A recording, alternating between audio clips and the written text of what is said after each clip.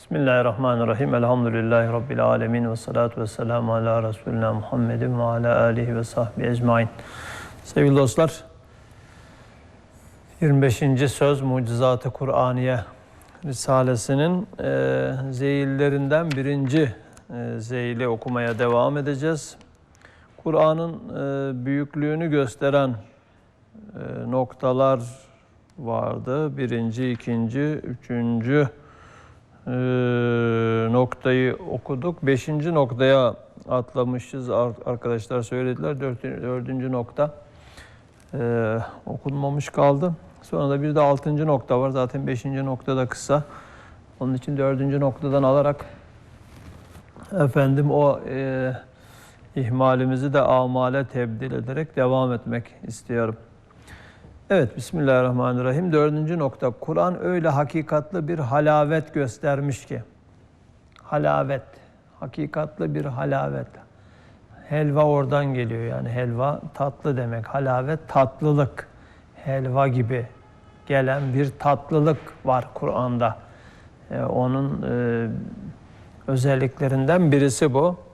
Öyle hakikatli bir halavet göstermiş ki en tatlı bir şeyden dahi usandıran çok tekrar Kur'an'ı tilavet edenler için değil usandırmak, belki kalbi çürümemiş ve zevki bozulmamış adamlara tekrar tilaveti halavetini ziyadeleştirdiği eski zamandan beri herkesçe müsellem olup darb-ı mesel hükmüne geçmiş. Okunmasının tekrarlanması, yani tekrar okunması, özellikle hafızlar hıfza çalışırken zaten her mümin her gün bir miktar Kur'an okumak, Kur'an'ın mümin üzerindeki hakkıdır diye biliniyor. Dolayısıyla yani 2-3 sayfada olsa ama böyle tabii hafızlığa çalışanlar filan bir yeri günde bir sayfa ezberlemek için belki onu aynı sayfayı 40-50 defa okuyorlar. Şimdi böyle tekrar okunması usanç vermiyor. Tatlılığını ne yapıyor? Ziyadeleştiriyor. Halavetini ziyadeleştiriyor. Evet.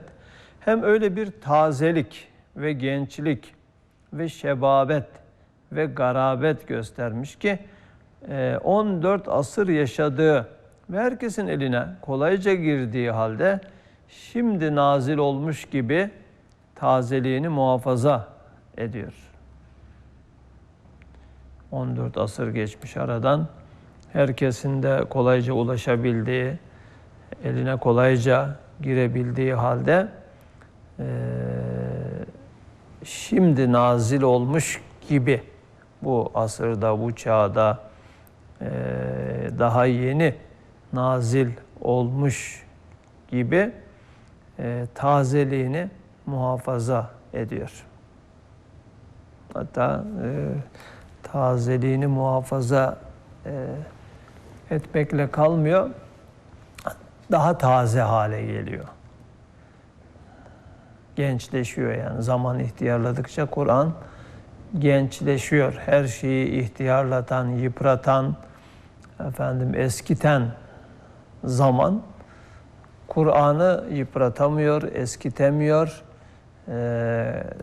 Bilakis Kur'an daha da gençleşiyor. Daha gençleşmesi demek yani zaman da çünkü bir müfessirdir, hakiki müfessirdir. Zamanla manaları daha iyi anlaşılıyor. Kur'an'ın hakikatleri daha çok zamanla açılıyor ve bu da onun daha da gençleşmesi anlamına geliyor. Her asır kendine hitap ediyor gibi bir gençlikte görmüş. Her taife-i ilmiye ondan her vakit istifade etmek için kesretle ve mebzuliyetle yanlarında bulundurdukları ve üslubu ifadesine ittiba ve iktida ettikleri halde o üslubundaki ve tarzı beyanındaki garabetini aynen muhafaza ediyor. üslubundaki ve tarz-ı beyanındaki garabetini yani harikalığını muhafaza ediyor. Aynen muhafaza ediyor. Evet, bu da 4. noktada Kur'an'ın büyüklüğünü gösteren bir yönü. 5. nokta, Kur'an'ın bir cenahı mazide, bir cenahı müstakbelde. 2 kanat, biri geçmiş, biri gelecekte. Ve kökü ve bir kanadı eski peygamberlerin ittifaklı hakikatleri olduğu ve bu onları tasdik ve teyit etti. Onlar dahi tevafukun lisanı haliyle bunu tasdik ettikleri gibi, öyle de evliya ve asfiya gibi ondan hayat alan semereleri hayatlar tekamülleriyle, şecere-i mübarekelerinin hayatlar, feyizler ve hakikat medar olduğuna delalet eden ve 2. kanadının himayesi altında yetişen ve yaşayan velayetin bütün hak tarikatları ve İslamiyet'in bütün hakikatlı ilimleri, Kur'an'ın aynı hak ve mecmu hakaik, hakikatlerin toplanma yeri, mecmuası ve camiyette yani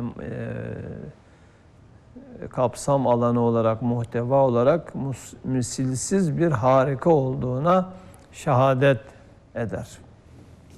Misilsiz bir harika olduğuna şehadet eder. 6. nokta, Kur'an'ın 6 ciheti nuranidir.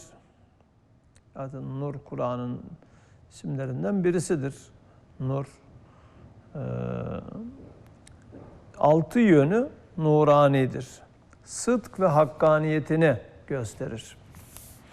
Evet, altında hüccet ve bürhan direkleri, üstünde sikke-i icaz lemmaları, önünde ve hedefinde saadet-i dareyn hediyeleri ve arkasında nokta istinadı vahiy-i semavi hakikatları, sağında hadsiz ukul-ü müstakimenin deliller ile tasdikleri, solunda selim kalplerin ve temiz vicdanların ciddi itminanları ve samimi incizapları ve teslimleri, Kur'an'ın fevkalade harika, metin, hücum edilmez bir kalay-ı semaviye-i arziye olduğunu ispat ettikleri gibi. Demek ki 6 yönü nurani, bunları bir daha ele alalım. 6 yön zaten her varlık için bu 6 yön cihat-ı sitte deniyor. Geçerlidir. Kur'an'ın 6 yönü, her bir yönü nurani. Altında hüccet ve bürhan direkleri. Hüccet ve bürhan. Delil yani.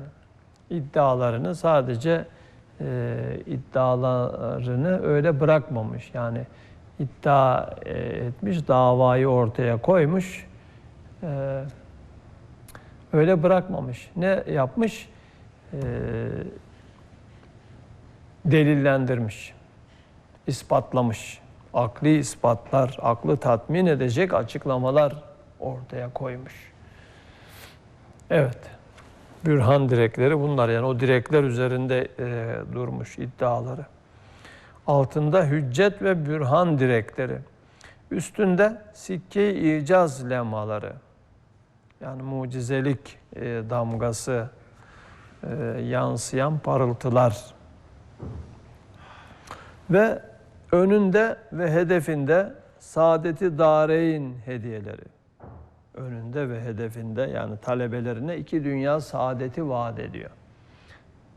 Sadece cennete gidersiniz, cennette mutlu olursunuz demiyor. Dünyayı da cennete çevirebilecek esaslar içeriyor. Hedefi 2 dünya saadeti. Evet. Gerçekten de zaman içerisinde gerçekten ona talebe olanlara bu vaat ettiği 2 dünya saadetini yaşatmış. Dünyayı da cennete çevirmiş. Ahirette de cennete ulaşacaklarını müjdelemiş.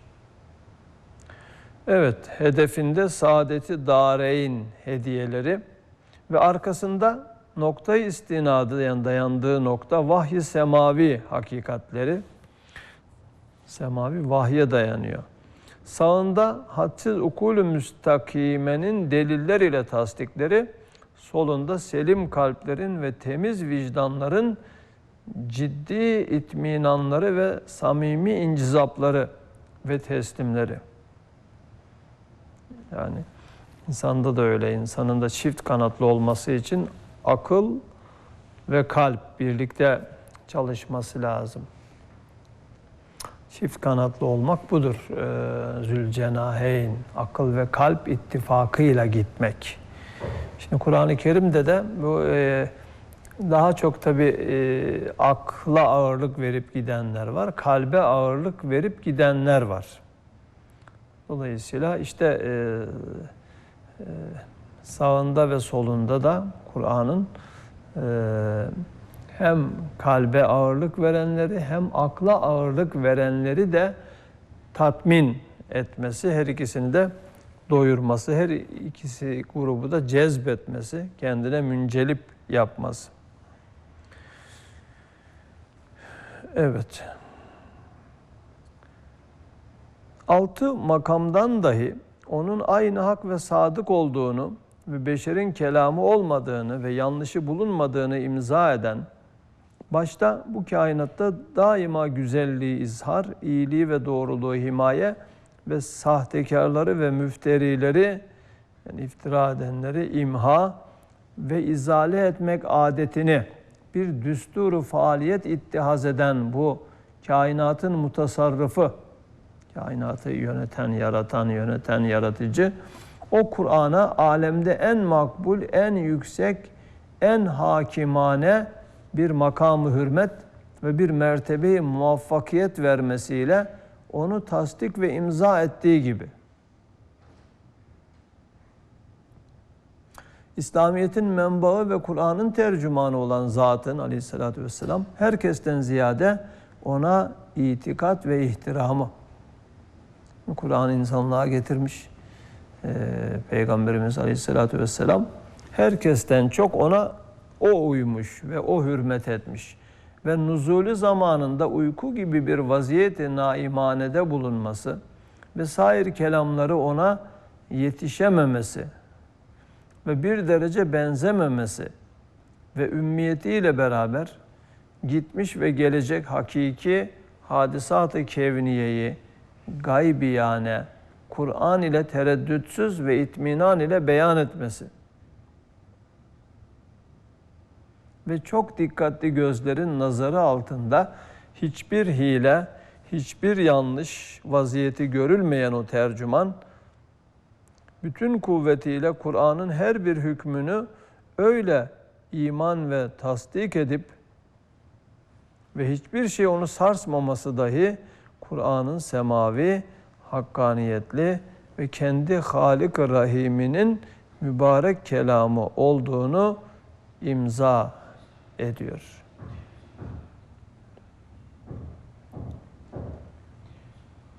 Evet, demek ki 6 makamdan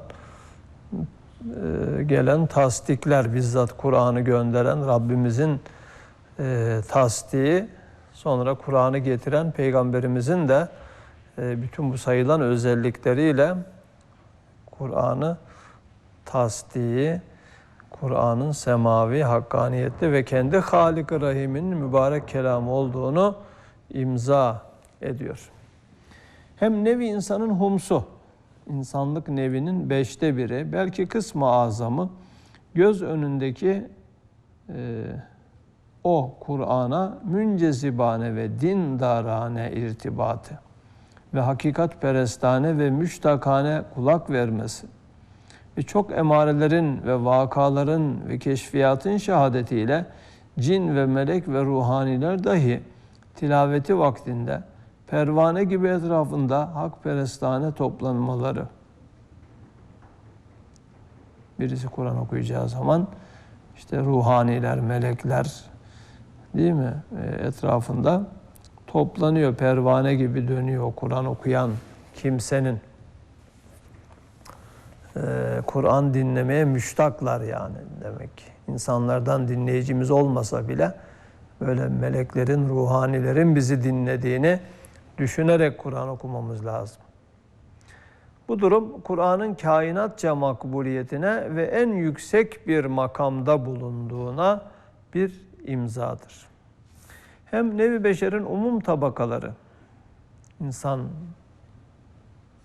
yani statü olarak, insan tabakaları olarak bütün tabakalar en gabi ve amiden tut ta en zeki ve alime kadar her birisi Kur'an'ın dersinden tam hisse almaları ve en derin hakikatleri fehmetmeleri ve yüzer fen ve ulûm-i İslamiye'nin ve bilhassa şeriat-ı kübranın bütün müştehitleri ve usulü din ve ilmi kelamın dahi muhakkikleri gibi her taife kendi ilmine ait bütün hacatını ve cevaplarını Kur'an'dan istihraç etmeleri, Kur'an'ın menba-ı hak ve maden-i hakikat olduğuna bir imzadır.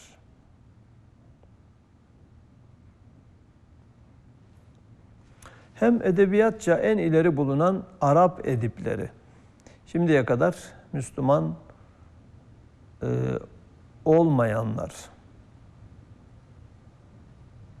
muarazaya pek çok muhtaç oldukları halde Kur'an'ın icazından 7 büyük veçi varken, yani 7 büyük mucize boyutları varken, yalnız bir tek veçi olan belagatının tek bir suresinin mislini getirmekten istinkafları, kaçınmış olmaları.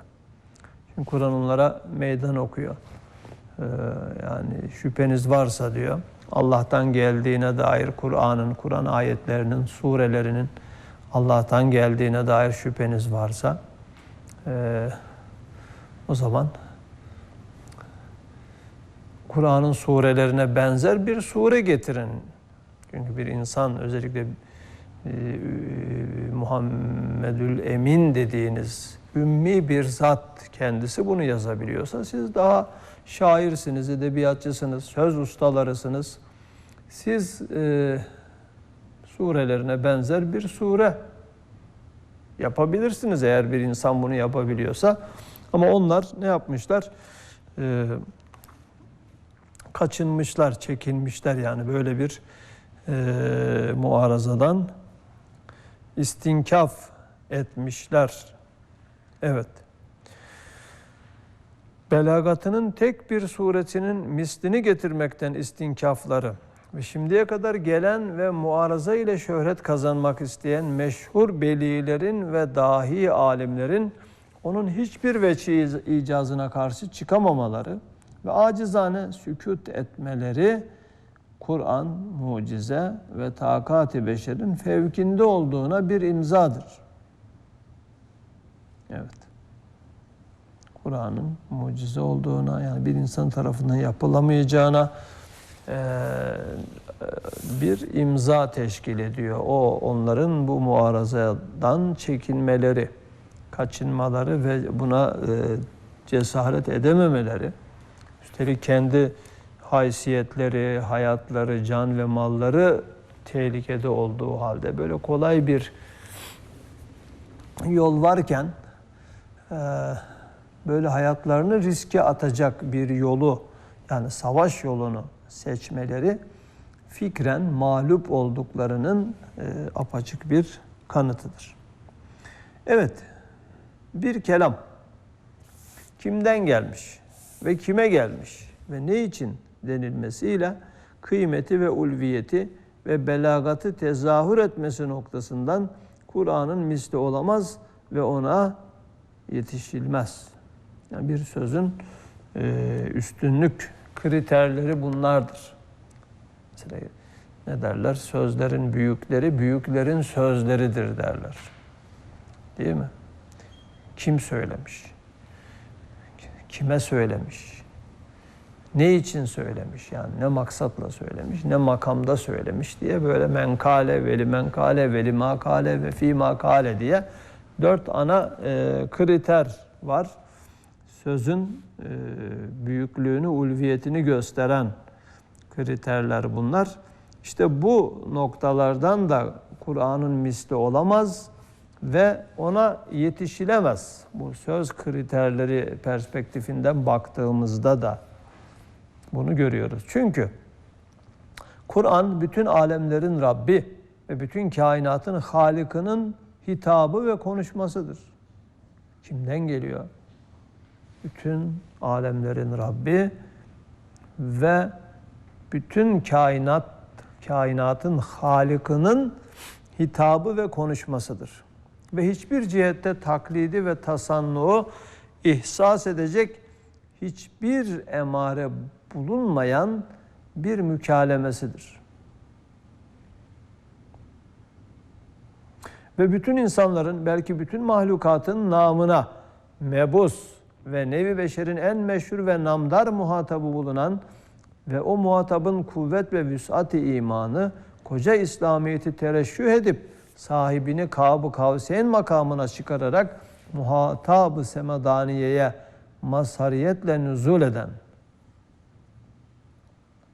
ve saadet-i dâreyne dair ve hilkati kainatın neticelerine ve ondaki Rabbani maksatlara ait mesaili ve o muhatabın bütün hakaik-ı İslamiye'yi taşıyan en küçük ve en geniş olan imanını, en yüksek ve en geniş olan imanını beyan ve izah eden ve koca kainatı bir harita, bir saat, bir hane gibi her tarafını gösterip çevirip onları yapan sanatkarı tavrıyla ifade ve talim eden Kur'an-ı Mucizül Beyan'ın elbette mislini getirmek mümkün değildir.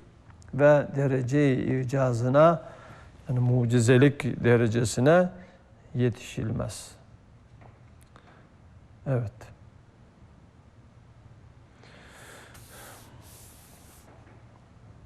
Yani alemlerin Rabbi, bütün kainatın sahibi gönderiyor, onun konuşmaları insanların içerisinde en üstün insan olan Peygamberimize geliyor. Onun vasıtasıyla bütün insanlara evrensel bir hitapta bulunuyor. Ne için?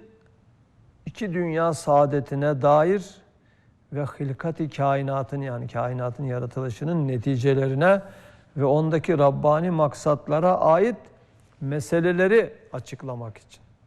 Değil mi? Ne kadar büyük yani. Kainat niçin yaratılmış? Bu gökler, yer niçin var? Bütün bu olaylar niçin var? İnsanlar niçin var? Değil mi? Böyle bilinmeyen, en üstün, en çok bilinmesi gereken, insanların merak konusu olan kainat hakikatlerini, kainatın yaratılış sırrını açıklamak için kainat sahibinden insanlar adına ona muhatap olan en üstün insana geliyor. Böyle bir kitap var mı yani başka bu özelliklere sahip bir kitap? Elbette yok. Hem Kur'an'ı tefsir eden ve bir kısmı 30, 40 hatta 70 cilt olarak birer tefsir yazan yüksek zekalı, müdakkik binler mütefennin ulemanın, yüksek zekalı, müdakkik binler mütefennin ulemanın senetleri ve delilleriyle beyan ettikleri Kur'an'daki hadsiz meziyetleri ve nükteleri ve hasiyetleri ve sırları ve âli manaları ve umur-u gaybiyenin her nevinden kesretli gaybi ihbarları, izhar ve ispat etmeleri ve bilhassa Risale-i Nur'un 130 kitabı her biri Kur'an'ın bir meziyetini, bir nüktesini kat'i bürhanlarla ispat etmesi ve bilhassa Mucizat-ı Kur'aniye Risalesi, Şimendifer ve Tayyare gibi medeniyetin harikalarından çok şeyleri Kur'an'dan istihraç eden 20. sözün 2. makamı ve Risale-i Nur'a ve elektriğe işaret eden ayetlerin işaratını bildiren İşarat-ı Kur'aniye namındaki 1. şua ve Huruf-u Kur'aniye ne kadar muntazam ve esrarlı ve manalı olduğunu gösteren Rumuzat-ı Semaniye namındaki 8 küçük risaleler ve Sure-i Fetih'in ahirki ayeti 5 vecihle ihbar-ı gaybi cihetinde mucizeliğini ispat eden küçücük bir risale gibi. Risale-i Nur'un her bir cüzü Kur'an'ın bir hakikatını, bir nurunu izhar etmesi. Kur'an'ın misli olmadığına ve mucize ve harika olduğuna ve bu alemi şehadette alemi gaybın lisanı ve bir allamul guyubun kelamı bulunduğuna bir imzadır. İşte 6 noktada ve 6 cihette ve 6 makamda işaret edilen Kur'an'ın mezkür meziyetleri ve hasiyetleri içindir ki haşmetli hakimiyeti nuraniyesi ve azametli saltanat-ı kutsiyesi asırların yüzlerini ışıklandırarak zemin yüzünü dahi 1300 sene tenvir ederek kemal-i ihtiram ile devam etmesi hem o hasiyetleri içindir ki Kur'an'ın her bir harfi hiç olmazsa 10 sevabı, 10 haseneyi ve 10 meyveyi baki vermesi. Hatta bir kısım ayatın ve surelerin her bir harfi 100 ve 1000 ve daha ziyade meyve vermesi ve mübarek vakitlerde her bir harfin nuru ve sevabı ve kıymeti ondan yüzlere çıkması gibi kutsi imtiyazları kazanmış diye dünya seyyahı anladı. Dünya seyyahı, kainattan Halık'ını soran seyyah Ayet-i Kübra'dan alınmış bu bölüm, bu birinci zeyil. Dünya seyyahı ne arıyor? Yani her şeyden Rabbini soruyor. İşte göklerden başlıyor, yıldızlardan, atmosferden, yağmurdan, şimşekten, rüzgardan, yerden, dağlardan, denizlerden, işte geçmiş peygamberlerden ve en son geliyor, diyor ki bu aradığımız zatın kelamı denilen bir kitap var yani. Ondan soralım diye. Kur'an'dan Allah'ı soruyor. Önce ama diyor Kur'an'ın doğruluğunu, yani Allah'tan geldiğini anlamamız lazım, ispatlamamız lazım. İşte onu ispatlayan deliller görüyor. Burada okuduk onları beraber. Neticede şöyle diyor sonuç itibariyle kalbine dedi. İşte böyle her cihetle mucizatlı bu Kur'an surelerinin icmaıyla ve ayatının ittifakıyla ve esrar ve envarının tevafukuyla ve semerat ve asarının tetabukuyla bir tek vacibül vücudun vücuduna ve vahdetine ve sıfatına ve esmasına deliller ile ispat suretinde öyle şehadet etmiş ki bütün ehli imanın hadsiz şehadetleri onun şehadetinden tereşşüh etmişler. Bütün ehli imanın hadsiz şehadetleri Kur'an'ın şehadetinden tereşşüh etmişler, yani ondan sızmışlar.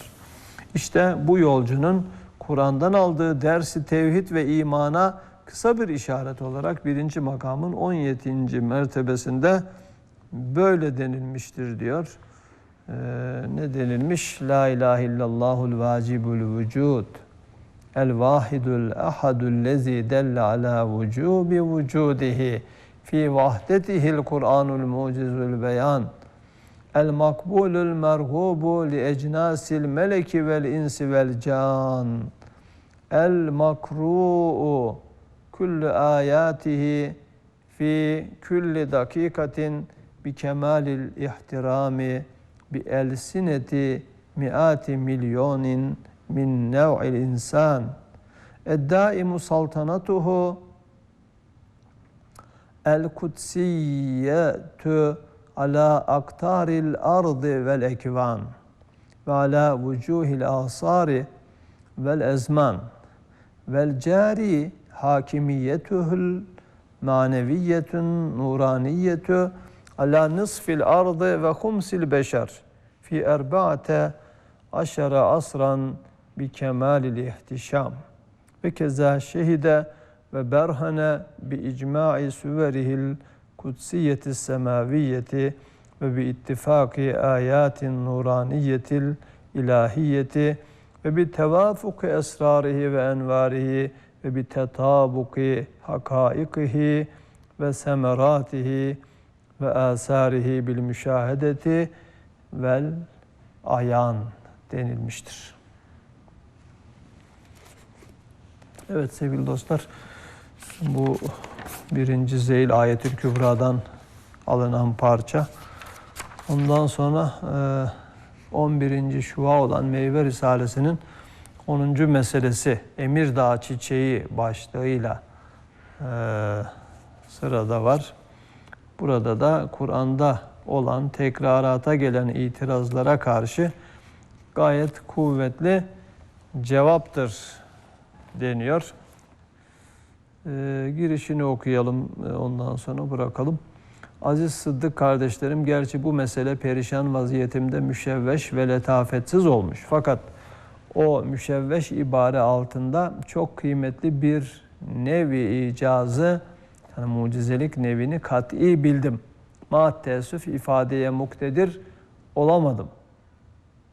Her ne kadar ibaresi sönük olsa da Kur'an'a ait olmak cihetiyle hem ibadeti tefekkürüye, tefekkür ibadeti hem kutsi, yüksek, parlak bir cevherin sadefidir. Yırtık libasına değil, elindeki elmasa bakılsın. Hem bunu gayet hasta ve perişan ve gıdasız bir iki gün Ramazan'da mecburiyetle gayet mücmel ve kısa ve bir cümlede pek çok hakikatleri, müteaddit hüccetleri derc ederek yazdım. Kusura bakılmasın. Haşiye Denizli hapsinin meyvesine 10. mesele olarak Emirdağ'ın ve bu Ramazan-ı Şerif'in nurlu bir küçük çiçeğidir. Tekrarat-ı Kur'aniye'nin bir hikmetini beyanla ehli dalaletin ufunetli ve zehirli evhamlarını izale eder. Yani Kur'an-ı Kerim'e bir nakise, bir noksanlık, bir eksiklik bulabilir miyiz diye bakanların güya buldukları bir eksikliktir, bir noksan taraftır. Bu Kur'an'da çok tekrarlar var. Ya, halbuki bu tekrarların birer mucize olduğunu, ne kadar yerinde tekrarlar olduğunu işte bu Emirdağ çiçeği açıklıyor. Giriş kısmını okuduk, inşallah nasıl açıkladığını bir sonraki dersimizde böyle uzun uzun okur ve anlamaya çalışırız. Neden Kur'an'da tekrarlar var? Bazı ayetler özellikle ahiretle ilgili, cennetle ilgili, cehennemle ilgili, Allah'ın azabından sakındırmakla ilgili, Allah'ın birliğini, varlığını vurgulamakla ilgili ayetler neden çok tekrarlanıyor? Nimetlerin şükredilmesiyle ilgili mesela. Febeyye alâi rabbikümâ tükezziban bir surede Kur'an'ın gelini olarak Peygamberimizin vasıflandırdığı Rahman suresinde değil mi, 31 defa tekrarlanıyor. Bu tekrarların hikmetini bilmek çok önemli. Yani bir Kur'an için eksiklik değil, bilakis öyle olması gereken bir mucizelik boyutu olduğu bu tekrarlarda, bu eserde açıklanıyor. İnşallah gelecek dersimizde onu okuyacağız. Subhaneke la ilme lena illa ma allamtena inneke entel alimul hakim ve akiru davahum enelhamdülillahi rabbil alemin. El Fatiha.